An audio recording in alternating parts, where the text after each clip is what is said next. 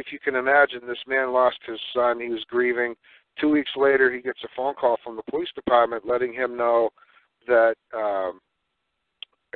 they wanted to talk to him. So he figured they found out who the man was that had caused the accident.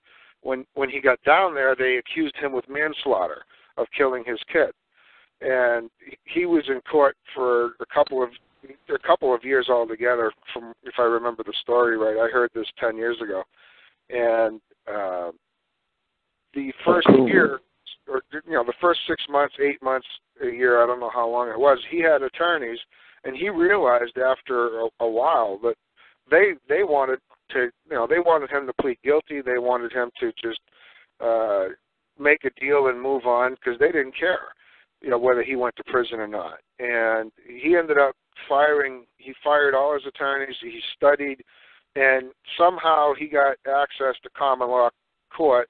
And when everything got brought over to a common law court, he showed up for court that day, and the clerk told him that there was going to be a delay in getting started because they had not used that room in so long. They had no idea how dusty it was, and they had a cleaning crew in there, and they were cleaning out the room. And so a half hour later, they walked into the room, and instead of facing 6 or 7 different prosecutors, there was only one prosecutor. And so it was him, the prosecutor, the judge, the clerk. It was very minimal. There was hardly anybody there. And he was ready for the battle of his life because that's what he had been facing up until that point. And the judge asked the prosecutor to begin, and the prosecutor began by asking he was asking that the whole thing be discharged because they couldn't do anything to the man. And that was it. His battle was over. And so it's quite a story. He's a very good friend of mine, and he's the one who actually got me started years ago in writing.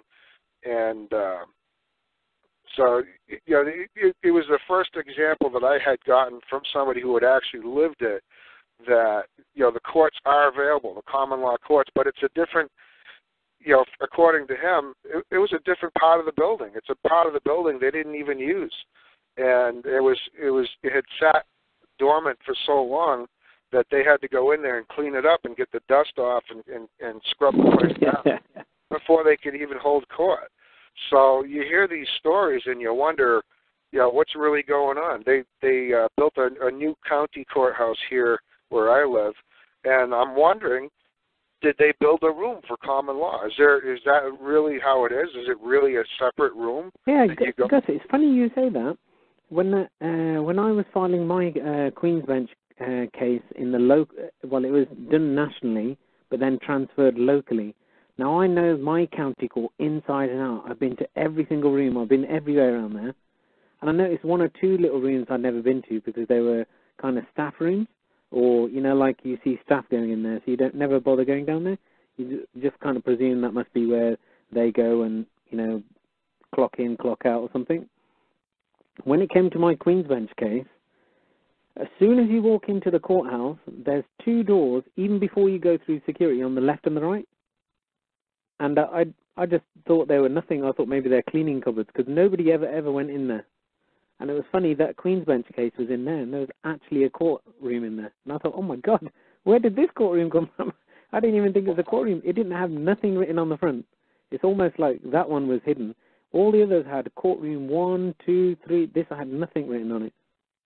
Yeah. It's very weird you say that. They dust it down. Well, it's very strange, and you hear these stories from people, and you try to believe, no, there's no conspiracy, but there's something going on. It's because you hear about these things too often. Why would you go into a different courtroom? What does the courtroom have to do with the jurisdiction of the case? It's just there's so much stuff that we don't know yet. And yeah, it's interesting, like when you first learn about the fact that in these modern courts, the judges has a higher position, and then it's like the clerk, and who's equal or is slightly above the dock, and then everybody's lower down.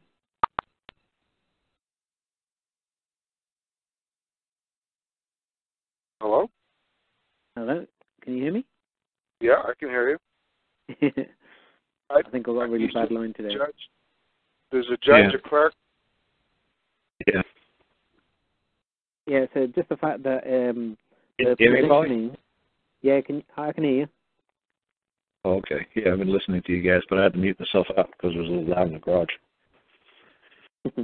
Yeah, so like I said, they're supposed to have different courtrooms.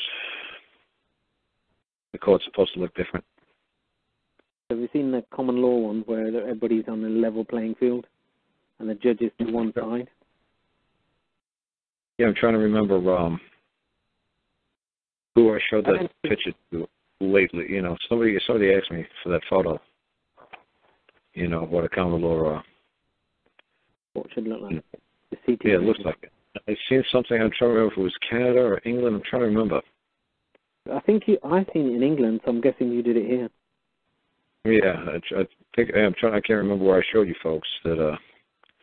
You know, the magistrate sits over to the left, and the jury sits in front of you. And then some, you know, places the magistrate, the clerk sits behind everybody, and you present it to the jury. They're just supposed to witness what happens. They're not supposed to be a part of the proceeding. Like something what happened like over in July in England, the judge is not supposed to be part of the proceeding. You know, you're not supposed to be, you know, he's not supposed to be front and center. You know, the jury's supposed to be front and center. The jury's supposed to make a ruling of all the exhibits and evidence, not the judge, not this kind of background.